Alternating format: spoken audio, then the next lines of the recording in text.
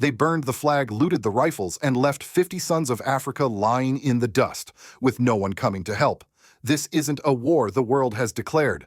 There are no foreign troops landing, no peacekeepers arriving, and yet the bloodshed in Burkina Faso continues quiet, relentless, and forgotten. This past week, a military base in Burkina Faso, a small landlocked country in West Africa, was overrun by nearly 100 armed militants. They didn't just attack, they destroyed. They looted, burned, and killed 50 soldiers, young men whose names the world may never know.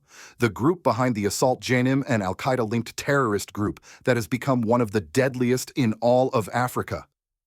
What's happening in Burkina Faso is not just a tragedy, it's a warning. A warning that the entire Sahel region stretching across the belly of Africa is collapsing into a battlefield of extremist violence. A place once known for its rich culture and gold is now better known for fear, displacement, and death. But how did we get here? Why is the security falling apart even under military rule? And why is the rest of the world, especially the West, barely paying attention? If you've been asking yourself these questions, or if you simply believe that African lives should not disappear in silence, then this space is for you.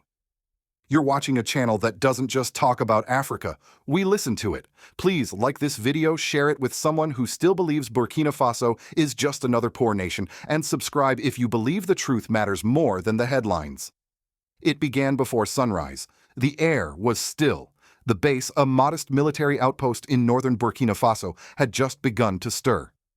Young soldiers, most of them barely out of their 20s, were preparing for another day of routine patrols and quiet fear. These were not elite troops. They were farmers' sons, former students, volunteer fighters, poorly armed, often unpaid, but deeply loyal to their country. Then came the roar. From the horizon, nearly 100 armed men stormed the base. They arrived fast, in waves, on motorcycles and pickup trucks fitted with mounted guns. They knew exactly where to strike.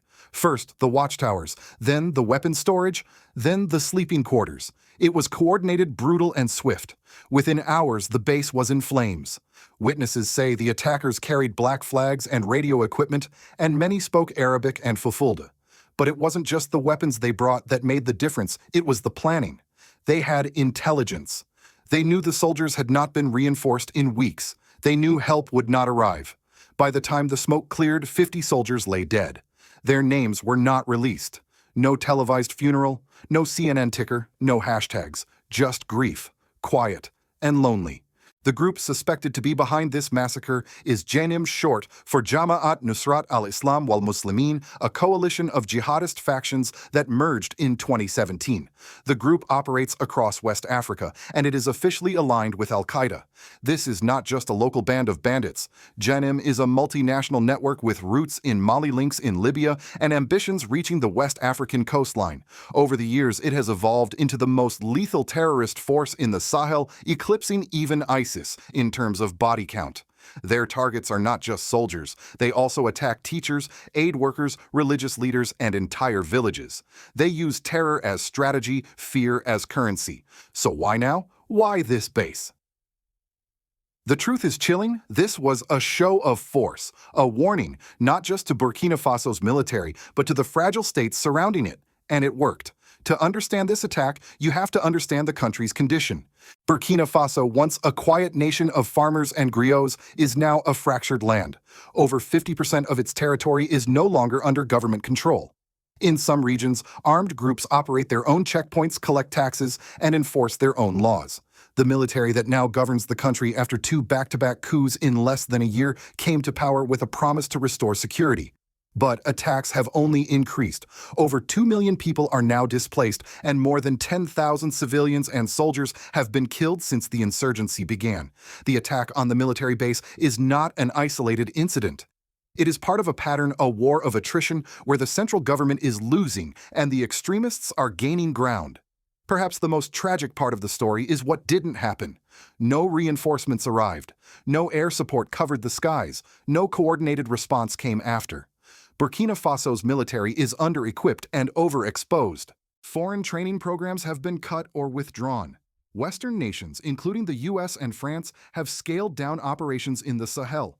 With fewer partnerships and limited intelligence, soldiers are left on their own literally. And when they die, the world moves on. This attack is not just another data point in Africa's struggle against terror. It is a canary in the coal mine. It signals how extremist groups are growing more confident and how even military regimes are struggling to fulfill their core promised security. If 100 gunmen can overrun a military base without facing resistance or consequence, what happens when they reach the towns, the capitals, the coasts? Burkina Faso may be the beginning, not the end. It wasn't just the bullets that killed those soldiers. It was what came after the silence. No jets in the sky, no diplomatic outrage, no international summit. Just a quiet line in a Western newspaper: militants kill 50 soldiers in Burkina Faso. And that was it. No one even pronounced the country's name correctly. But in the villages nearby, in the homes of those fallen men, the silence was deafening. Mothers wept alone. Some had no body to bury. Fathers dug shallow graves. The military gave no public funeral, no flag ceremony, no recognition. In a country at war, there are no medals for the fallen, only unmarked graves and forgotten uniforms. And the militants? They left a message, not written, but clear. We are not afraid, and no one is coming to stop us. This was more than just an ambush. It was a demonstration of dominance. For years, the government of Burkina Faso and the international community has claimed that progress was being made against terrorism in the Sahel. But this attack proved otherwise. The gunmen didn't just retreat, they stayed long enough to film, to gather more weapons, to spread fear. And in some reports, villagers said they even handed out food posing as protectors. This is psychological warfare. They are not only fighting the army, they are fighting for hearts and minds. The military junta that rules Burkina Faso now faces its greatest legitimacy crisis. They came to power promising security, but after the base fell, even their supporters began to whisper. If the soldiers can't be protected, who can civilians, especially in rural regions, are beginning to lose faith. Some are turning to local militias, some to religious leaders, and tragically others to the very groups that threaten them simply because they bring order, food, or some version of justice. Meanwhile, the capital, Ouagadougou, remains relatively calm, but the illusion of stability is fading. Protests have been banned, journalists are silenced, and many fear speaking out, worried they will be labeled unpatriotic or worse, a sympathizer. The country is unraveling not in chaos, but in slow erosion. And the attack on the military base was the crack that made everything visible. This wasn't just a blow to Burkina Faso. It was a message to the entire AES alliance, the bloc of military-led nations including Mali, Niger, and Burkina Faso united against both jihadists and foreign interference. Just days before the attack, officials in Niger had announced a new regional security plan. Mali had declared fresh military operations in the north, and Burkina Faso had promised that the worst days were behind. But 100 gunmen proved otherwise. They showed the world that even joint military coalitions are vulnerable, that the front lines are everywhere and nowhere is safe. In response, Niger declared a state of high alert. Mali mobilized more troops. Burkina Faso imposed curfews in multiple provinces. But none of these measures can answer the real question. What do you do when the enemy is faster, more mobile, better informed, and perhaps most dangerously not afraid to die? In Washington, Paris, Brussels, the news barely made a ripple. Some security analysts raised concerns. A few press briefings acknowledged the deteriorating situation, but no emergency session was held, no aid package announced, no special envoy sent. In fact, the West has largely scaled down its involvement in the Sahel. The French military, once the most active, has been forced out of Mali and faces growing resentment across the region. The United States maintains some drone bases, but with little visible engagement. The result, a power vacuum filled not by diplomacy, but by bullets. For many older Americans watching this, it may bring echoes of Vietnam or even Afghanistan. A war without borders, enemies without uniforms, and young men dying far from home in battles no one wants to talk about.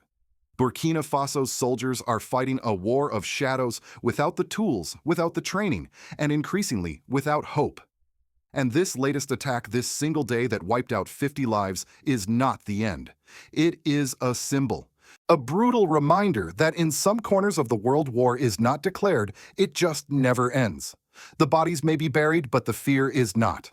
What happened at the base was just one attack, but across Burkina Faso, millions are now living under siege. And they are not soldiers.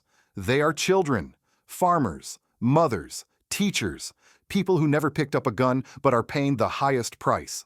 As of mid-2025, over 2.4 million Burkina citizens have been displaced from their homes. Entire villages have emptied overnight. Schools have been abandoned. Clinics shuttered. In some regions, local markets have become ghost towns. These are not people moving toward hope, they are fleeing from terror. Some walk for days to reach government-controlled towns. Others stay in makeshift camps, surviving on handouts from aid groups that are themselves under threat. In the town of Kaya alone, over 100,000 displaced people are living in overcrowded conditions with little access to clean water or healthcare, and yet few international cameras arrive. There are no dramatic images like those seen in Syria or Ukraine, just dust, hunger, and waiting. The war is not just taking lives, it is erasing the future. In 2024, Burkina Faso's Ministry of Education reported that over 6,000 schools had been closed due to insecurity. That's nearly one-third of all schools in the country. Millions of children are now out of school not for weeks, but for years. And what happens to a country where a generation cannot read, cannot write, cannot imagine a better life? Some of those children are recruited, forced, or lured by jihadist groups who promise food money or meaning. Others join civilian militias out of desperation. But the dream of a stable, educated, self-sufficient Burkina Faso it's vanishing. On paper, the military-led government of Burkina Faso still exists. They hold press conferences, they pass new decrees, they issue threats to terrorists. But in reality, their reach is shrinking. Entire regions no longer recognize the central government. In the northeast and parts of the west, armed groups now act as local authorities, collecting taxes, enforcing rules, and even settling disputes. Some villagers have admitted that while afraid, they now rely on these groups more than the distant capital of Ouagadougou. At least they protect the market, one farmer said. The government does not even send medicine. This is the most dangerous shift of all, not the presence of terrorism, but the absence of the state. It is the kind of vacuum that leads not just to violence, but to the collapse of national identity itself. When Captain Ibrahim Traoré came to power in 2022, he was hailed by many as a revolutionary, young, bold, and unafraid. He promised not just to restore security, but to bring dignity back to Burkina Faso. At first, hope surged. Anti-colonial sentiment gave his rise a deeper meaning. The country expelled French troops. Leaders from Mali and Niger embraced him. Crowds chanted his name. Flags were waved. But hope is fragile in a war zone. Now, almost 3 years later, critics say Traoré's government is repeating the same mistakes as the civilian regimes it replaced: limited transparency, lack of long-term vision, and growing authoritarian tendencies. Journalists have been arrested. Dissent is often branded as treason, and the promised new order feels increasingly like the old one, just in camouflage. The most damaging consequence is not economic or even physical. It is psychological. People no longer trust that peace is possible. Many do not trust the government.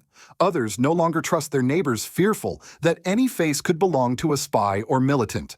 There is a kind of emotional numbness taking over parts of the population, especially in rural areas. Where there used to be weddings, there are now funerals.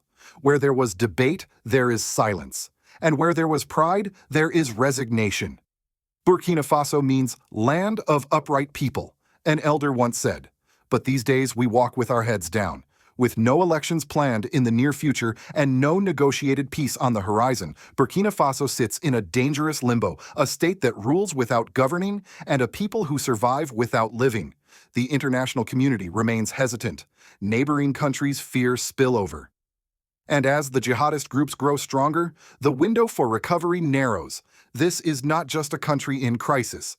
It is a country in slow collapse, not with explosions, but with silence. Not on breaking news headlines, but in the quiet death of hope.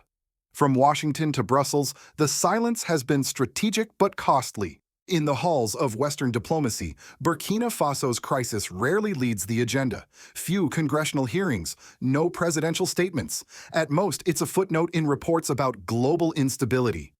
But make no mistake, what's happening in the Sahel is not a local problem. It's a strategic threat, and one that the West, especially the United States, can no longer afford to ignore. In the past, the U.S. maintained a limited military footprint in the region, primarily focused on intelligence, counterterrorism, and drone surveillance. But in recent years, operations have been scaled back.